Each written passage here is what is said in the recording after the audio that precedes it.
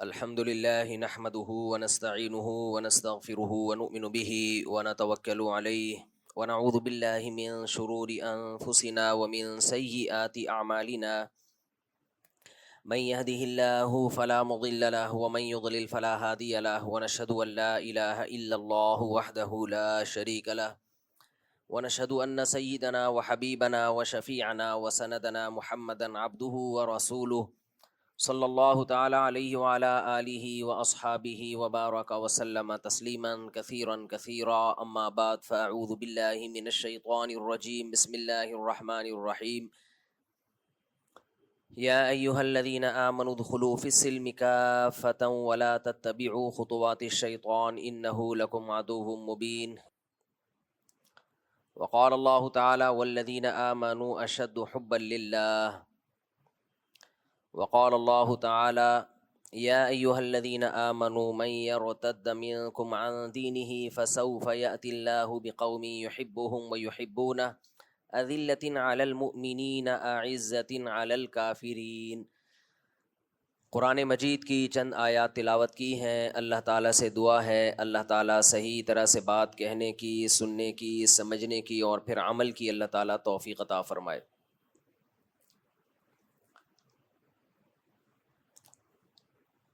اللہ تعالیٰ نے ہمیں جو دین اور مذہب دیا جس کا نام اسلام ہے، اور جس کے بارے میں اللہ نے کہا کہ اسلام کے علاوہ کوئی دین اللہ کی نظر میں مقبول نہیں ہے۔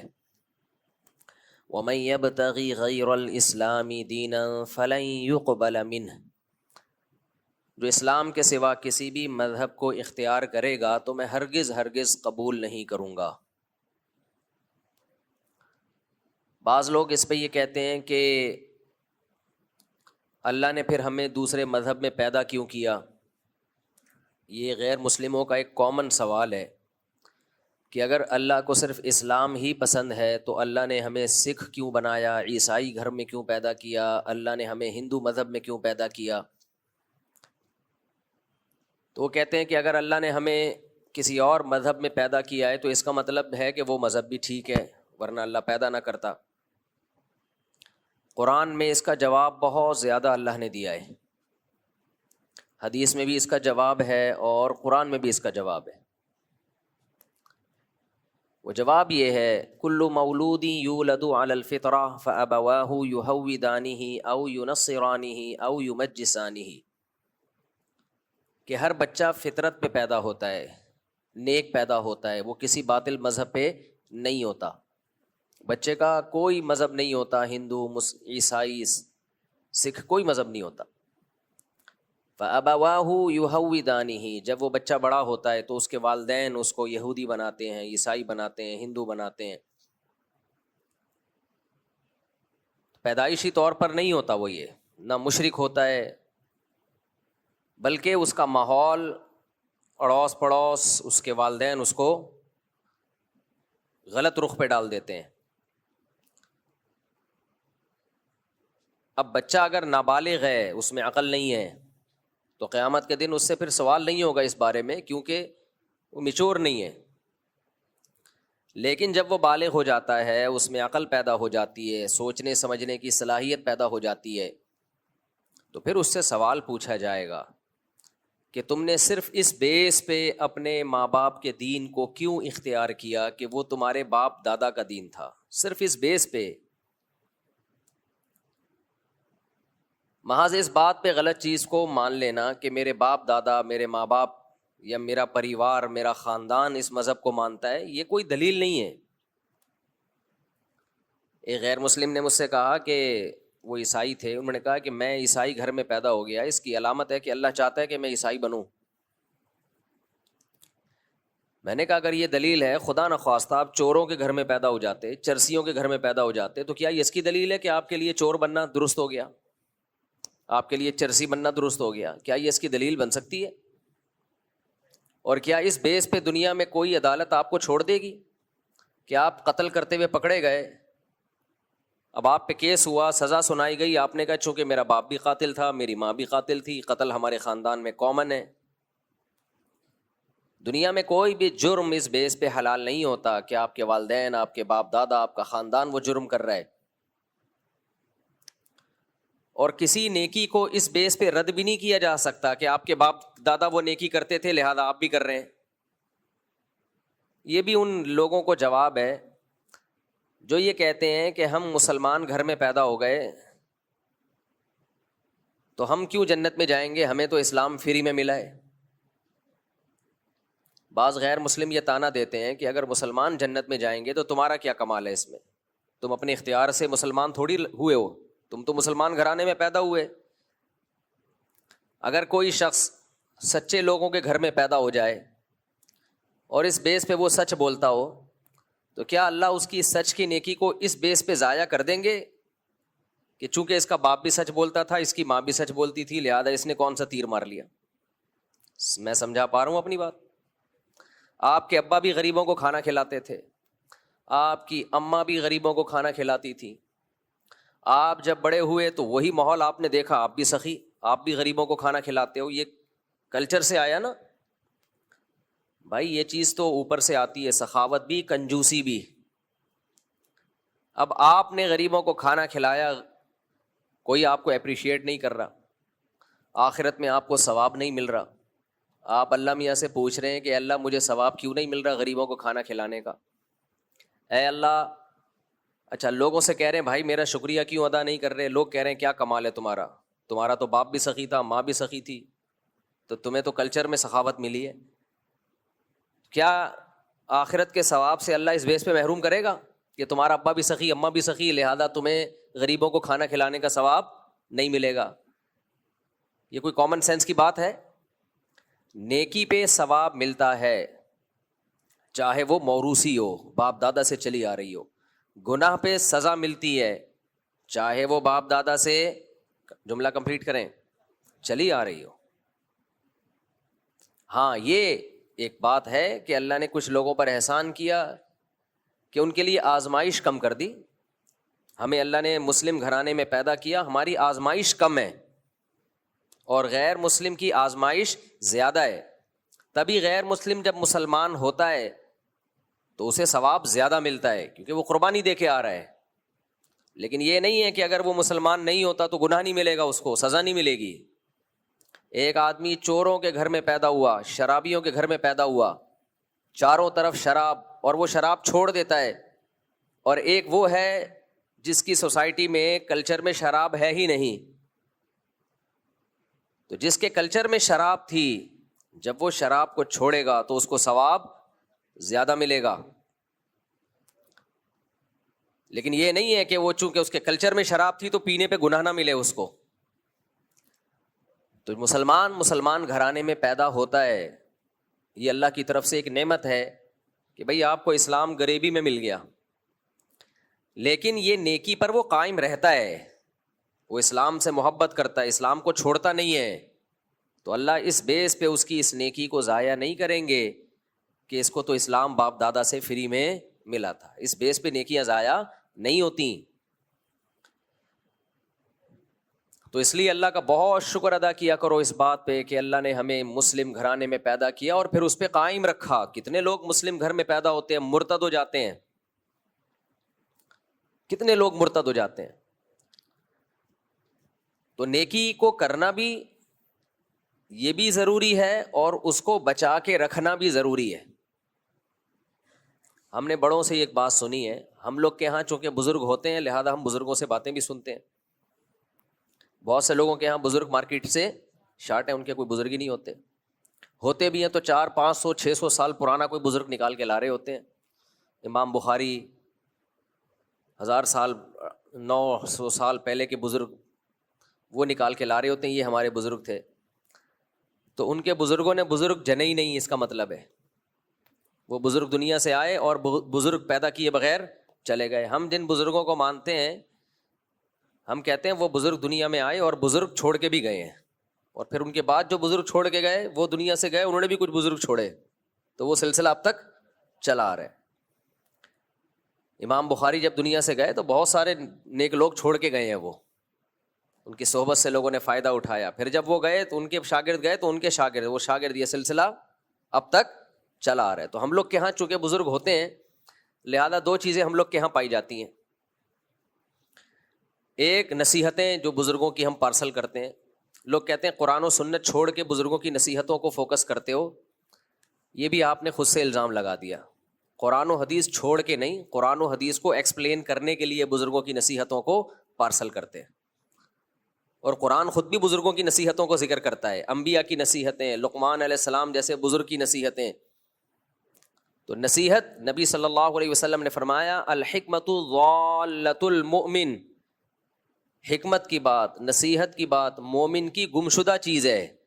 جیسے آپ کی کوئی چیز گم ہو جائے، جب ملے تو کتنی خوشی ہوتی ہے سوائے بیوی کے، استغفر اللہ، یعنی کوئی بھی چیز اگر بیوی سے بھی یعنی جب مل جائے تو کتنی خوشی ہوتی ہے. وہ دو آدمیوں کی بیویاں گم گئی نا،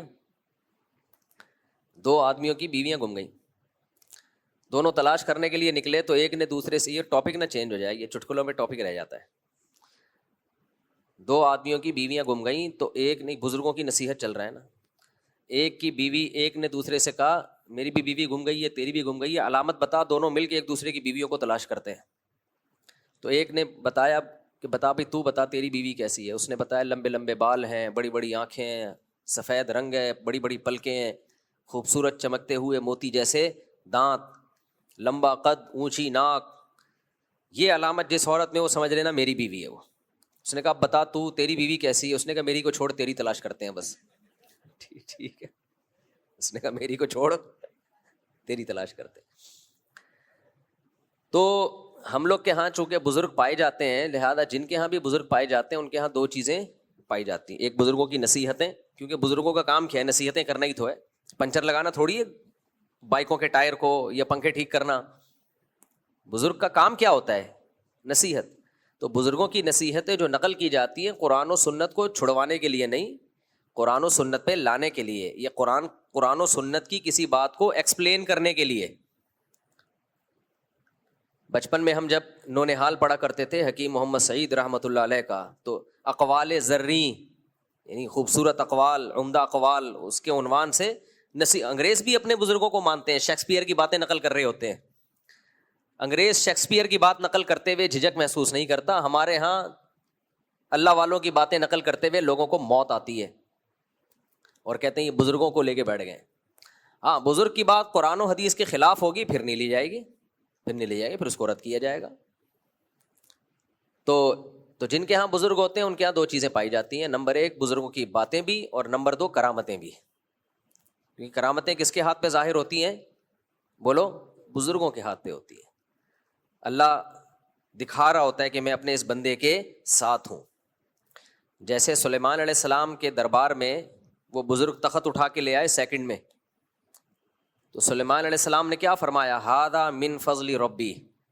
سیکنڈ کے بھی 1000ویں حصے میں ان بزرگ نے کہا کہ میں ملکہ سبا کا تخت اٹھا کے لاؤں گا. یہ کہا اور تخت حاضر. تو سلیمان علیہ السلام نے اس بزرگ کی تعریف نہیں کی، بلکہ کیا فرمایا؟ ہذا من فضل ربی، یہ میرے رب کا فضل. اس سے پتہ چلا کہ بزرگ کے ہاتھ پہ جو کرامت ہوتی ہے وہ اصل میں بزرگ نہیں کر رہے ہوتے. کون کر رہا ہوتا ہے؟ اللہ کر رہے ہوتے ہیں. تبھی سلیمان علیہ السلام یہ نہیں کہہ رہے ہذا من کرامتی بزرگی، یہ میرے بزرگ کے کرامت، میری امتیوں میں ایک بزرگ کی کرامت ہے. بلکہ کس کی طرف نسبت کی؟ اللہ کی طرف، کہ یہ میرے اللہ کا فضل ہے. صرف ایک یہی واقعہ کرامت کے ٹاپک کو ایکسپلین کرنے کے لیے کافی ہے. لیکن جن کی کھوپڑی میں بھوسا بھرا ہوا ہے ان کو سمجھ میں نہیں آئے گا. بزرگ کے ہاتھ پہ یہ ہوا ہے، بزرگ نے کہا میں لے کر آؤں گا. انا آتی کا بھی قبل ان یرتد الیک طرفک، اے سلیمان آپ کی پلک جھپکنے سے پہلے میں ملکہ سبا کا تخت اٹھا کے حاضر کروں گا. یہ کہا اور تخت حاضر. نسبت کس کی طرف کر رہے ہیں؟ اپنی طرف، میں یہ کام کروں گا. تو سلیمان علیہ السلام کو چاہیے تھا کہ جب وہ تخت حاضر ہوا تو آپ کا شکریہ ادا کرتے، تھینک یو ویری مچ، آپ یہ تخت سیکنڈوں میں لے آئے، میں آپ کا تہہ دل سے شکر گزار ہوں. اپنا خیال رکھیے گا. کیا خیال ہے بھائی؟ لیکن شکر ہے کوئی جاہل وہاں بیٹھا ہوا نہیں تھا. کوئی جاہل بیٹھا ہوا ہوتا پہلی بات وہ یہ کہتا کہ یہ تو پاسبل ہی نہیں ہے کہ کوئی انسان سیکنڈوں میں تخت اٹھا کے لے آئے، یہ شرک ہے. کیونکہ جب اپنے دماغ میں گوبر بھرا ہوا ہوتا ہے تو ہر جگہ گوبر ہی نظر آتا ہے، کوئی اچھی تعویل کر نہیں سکتا. سب سے پہلے کہتا ہے یہ شرک ہے. دوسری بات وہ یہ کہتا کہ اگر یہ کام اللہ نے کیا ہے تو یہ بزرگ نے یہ کیوں کہا کہ میں لے کے آؤں گا، یوں کہتے اللہ لے کے آئے گا. یہ اعتراض بنتا ہے کہ نہیں بنتا؟ اگر کسی کے دماغ میں گوبر ہوتا، جیسے یہاں آج کل بہت سارے لوگوں کے دماغ میں گوبر ہے، وہ تیسرا اعتراض یہ کرتے کہ اور اگر یہ لے کے بھی آیا ہے تو سلیمان علیہ السلام اللہ کا شکر کیوں ادا کر رہے ہیں، ان بزرگ کا کیوں نہیں ادا کر رہے. چوتھا اعتراض وہ یہ کرتا کہ سلیمان علیہ السلام تو لا نہیں سکے، یہ بزرگ اٹھا کے لے آئے. پانچواں اعتراض وہ یہ کرتا اچھا بزرگ اگر تخت لا سکتے ہیں تو پھر بزرگوں کو چاہیے کہ گھر کا فرنیچر ڈالنے کی ضرورت ہی نہیں ہے. کیا خیال ہے بھائی؟ گاڑی بک، اس زمانے میں بھی تو گھر میں فرنیچر آتے ہوں گے، لوگ گدا گاڑیاں بک کراتے ہوں گے، تو ان بزرگ کو تو اب یہ بزرگ سینٹر، بزرگ جو ہے ایک ٹرانسپورٹیشن کا کام کھول لیں اور سیکنڈوں میں کسی کو فرنیچر اپنے گھر میں لے کے جانا ہے تو 50 روپے لیں فرنیچر یہاں سے وہاں. جو اتنا بڑا تخت اٹھا کے لا سکتا ہے وہ کسی کی الماری اور کسی کا بیڈ، جس کی نئی نئی شادی ہوئی ہے اس کو ٹائم نہیں ہے، اس کے پاس ٹائم نہیں ہے گدا گاڑی بک کرائے. پہلے زمانے میں ٹھکا ٹھک شادیاں ہوتی تھیں تو اس کے پاس ٹائم نہیں ہے کہ وہ گدا گاڑی بک کرائے اور یہاں سے سامان گدا گاڑی پہ ڈالے اور پھر دولہا کے کمرے تک پہنچائے. تو بھائی بزرگ کے پاس جائے، بزرگ سیکنڈوں میں ڈبل بیڈ، سنگل بیڈ، جو بھی اس زمانے میں رواج تھا، یا تخت شاہی یوں کریں اور چھو منتر حاضر. تو کسی کے بھی دماغ میں بھوسا بھرا ہوا ہوتا تو یہ سارے اعتراضات بولو کرتا. اور جن ملحدوں کے دماغ میں بھوسا بھرا ہوا ہے وہ قرآن پہ یہ اعتراضات آج بھی کرتے ہیں.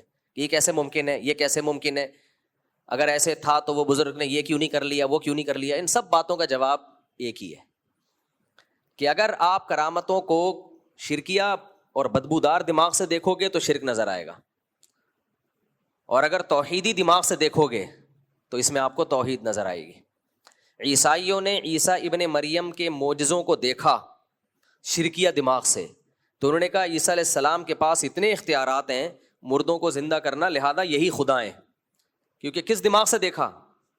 شرکیہ دماغ سے، شرک بھرا ہوا تھا، بدعتیوں والے دماغ سے دیکھا. تو بدعتی کو کرامتوں میں اور معجزوں میں شرک نظر آتا ہے، لہذا وہ اولیاء اللہ سے مانگنا شروع کر دیتا ہے. لیکن جو توحید پر مضبوط ہوتے ہیں وہ کسی بزرگ کے ہاتھ میں کرامت دے کے وہ سمجھتے ہیں یہ کس کا کمال ہے؟ اللہ کا، ان سے مانگنا ہی نہیں ہے، یہ اللہ کا کمال ہے بھائی. لہذا یہ ممکن بھی ہے کیونکہ کرنے والا کون ہے؟ اللہ ہے. آپ اگر ملحد کے دماغ سے سوچو گے تو آپ کرامت کے وجود کا انکار کر دو گے، یہ ہو ہی نہیں سکتا. مشرکانہ دماغ سے سوچو گے تو آپ کہو گے کہ یہ بزرگ نے کیا ہے لہذا آئندہ ان سے مانگو. اسلام نام ہے نہ الحاد کا اور نہ شرک اور بدعت کا. جو بیلنس رائے کیا ہے بھائی؟ اگر اللہ کر رہا ہے تو اللہ اس سے بھی بڑے کام کر سکتا ہے، سارے مردوں کو زندہ کر دے گا قیامت کے دن. عیسیٰ ابن مریم کے ہاتھ پہ ایک مردہ زندہ کرنا اس کے لیے کیا ہے؟ وہ تو سب مردوں کو زندہ کرے گا قیامت کے دن. کرنے والا کون ہے؟ اللہ. جب اللہ ہے تو وہ تخت بھی اٹھا کے لا سکتا ہے، وہ سب کچھ کر سکتا ہے سیکنڈوں کے اندر. اور رہا یہ سوال کہ ان بزرگ نے اگر یہ ان کا تخت اٹھا کے لے آئے تو دولہا کے بیڈ بھی اٹھا کے لے آتے ہوں گے وہ، اور کتنا عجیب منظر ہوتا ہوگا جس دولہا کی ڈبل بیڈ ہے، شادی ہوئی ہے، اس کے بیڈ اٹھا کے دشمنی میں غائب کر دیا. یہ زیادہ بڑا مسئلہ ہو گیا نا. یوں کیا ڈبل بیڈ غائب، دولہا گھوم رہا ہے. کیا خیال ہے؟ کسی سے دشمنی نکالنی ہو تو ایسا بزرگ تو کیا کرے گا؟ فرنیچر غائب. تو ان سب باتوں کا جواب یہ ہے، بار بار دے چکے ہیں جواب، لیکن جن کے دماغوں میں گوبر ہے ان کو سمجھ میں نہیں آئے گا. اس کا جواب یہ ہے کہ بھائی کرامت اللہ کی مرضی سے ہوتی ہے، بزرگ کی مرضی سے نہیں ہوتی. کرامت کا یہ مطلب نہیں ہوتا کہ آپ کے پاس یہ اختیارات ہیں جب چاہیں ادھر سے ادھر کر دیں چیزوں کو. حضرت عیسیٰ کے ہاتھ میں یہ اختیار نہیں تھا جب چاہیں مردوں کو زندہ کر دیں. جب اللہ کا ارادہ ہوتا کر دیتا اللہ، جب نہیں ارادہ ہوتا نہیں کرتا. تو یہ اختیارات نہیں ملتے ہیں. سوال پیدا ہوتا ہے جب اختیارات نہیں ملتے تو بزرگ نے یہ کیوں کہا کہ میں لے کر آؤں گا، میں انا آتی کا بھی قبل ان یرتد الیک طرفک، آپ کی پلک جھپکنے سے پہلے میں تخت کو حاضر کروں گا. یہ کیوں کہا؟ یہ کیوں نہیں کہا اللہ حاضر کرے گا؟ وہ سب عقل مند توحید پرست لوگ تھے، ان کو پتا تھا کہ اللہ کرے گا، یہ مجازی نسبت ہے، ان کے ہاتھ پہ کرے گا اس لیے مجازن اپنی طرف نسبت کر رہے ہیں، یہ حقیقی نسبت نہیں ہے. ان کو پتا تھا بھائی یہ سب توحید پرست تھے، ان کو پتا تھا یہ کام کرے گا کون؟ اللہ کرے گا. تو یہ تو طے شدہ بات ہے، یہ نہیں کر سکتے تو نسبت اپنی طرف کی جا رہی ہے مجازن. جیسے جبریل علیہ السلام نے حضرت مریم سے کہا لِأَهَبَ لَكِ غُلَامًا زَكِيًّا، میں آپ کو ایک نیک بچہ دینا چاہتا ہوں. تو جبریل کو بچہ دینے کا اختیار نہیں ہے، اللہ نے اولاد دی حضرت مریم کو، کیونکہ اللہ نے جبریل کی پھونک کے ذریعے اولاد دی ہے. تو اس لیے نسبت جبریل نے کس کی طرف کر دی؟ اپنی طرف. ورنہ جبریل کسی کو اولاد نہیں دے سکتے. اولاد دینا صرف کس کا کام ہے؟ اللہ کا کام ہے. تو بزرگ نے اپنی طرف مجازن نسبت کی ہے کہ میں لے کر آؤں گا، حقیقت میں میں نہیں، بھائی آپ نہیں لا سکتے. تبھی حضرت سلیمان علیہ السلام نے جب وہ تخت اپنے سامنے دیکھا تو یہ نہیں فرمایا آپ کا فضل ہے، فرمایا من فضلی ربی، یہ میرے رب کا فضل ہے. تو اس سے کرامت کا چیپٹر حل ہو جاتا ہے. یہاں ایک سوال پیدا ہوتا ہے، جب اللہ نہیں کرنا تھا تو بزرگ کے ہاتھ پہ کرنے کی کیا ضرورت ہے؟ ویسے ہی لے آتا اللہ تعالیٰ. اور دوسرا سوال یہ ہوتا ہے کہ بزرگ کے ہاتھ پہ آ گیا، سلیمان علیہ السلام کے ہاتھ پہ نہیں ہوا. یہ اس کا جواب یہ ہے کہ کرامت صادر ہونے سے یہ ثابت نہیں ہوتا کہ جس کے ہاتھ پہ کرامت نہیں ہے وہ کم درجے کا ہے، جس پہ ہاتھ پہ کرامت ہے وہ اعلیٰ درجے کا ہے. یہ اس سے ثابت نہیں ہوتا. بعض کرامتیں بزرگوں کے ہاتھ پہ ہوئی ہیں، وہ والے معجزے پیغمبروں کے ہاتھ پہ نہیں ہوئے. خود اسی آیت سے پتہ چلتا ہے سلیمان علیہ السلام نہیں لے کر آئے اور وہ بزرگ لے آئے. تو کیا مطلب بزرگ کا درجہ حضرت سلیمان سے زیادہ ہو گیا؟ بلکہ علامہ ابن قیم رحمہ اللہ یا ابن تیمیہ رحمہ اللہ نے تو بڑی خاندانی بات کی. انہوں نے فرمایا کہ امتی کی کرامت اصل میں پیغمبر کا معجزہ ہوتا ہے. کیونکہ امتی کے ہاتھ پہ کوئی کرامت ظاہر ہو رہی ہے تو اس سے پتہ چلتا ہے کہ جب یہ امتی ایسے ہیں تو سوچو پیغمبر کیسے ہوں گے جن کو یہ فالو کرتے ہیں. تو فضائل اعمال میں جتنی کرامتیں ہیں جو مستند ذریعے سے ثابت ہیں، وہ تمام کرامتیں محمد صلی اللہ علیہ وسلم کی فضیلت کی دلیل ہے اگر کوئی صحیح نگاہ سے دیکھے. کیونکہ اس سے ثابت ہوتا ہے جس نبی کی امت میں ایسے ایسے لوگ گزرے ہوں تو وہ سوچو پیغمبر کیسے ہوں گے. کچھ لوگ یہ بھی کہتے ہیں کہ کرامتیں پچھلی امتوں میں ظاہر ہوئی ہیں، اس امت میں کیا ثبوت ہے؟ واہ واہ واہ، پچھلی امتوں نے موسیٰ علیہ السلام عیسیٰ علیہ السلام کو فالو کیا تو اللہ کے اتنے محبوب بن گئے کہ کرامتیں اللہ نے ظاہر کر دیں. اور اس امت کے بزرگوں نے نبی کو فالو کیا لیکن وہ اللہ کے محبوب نہیں بنے. کھوپڑی میں آنے والی بات ہے بھائی. اس امت کا مقام پچھلی امتوں سے کم نہیں ہے، زیادہ ہے. اس امت میں بزرگ پچھلی امتوں سے زیادہ ہیں. اس امت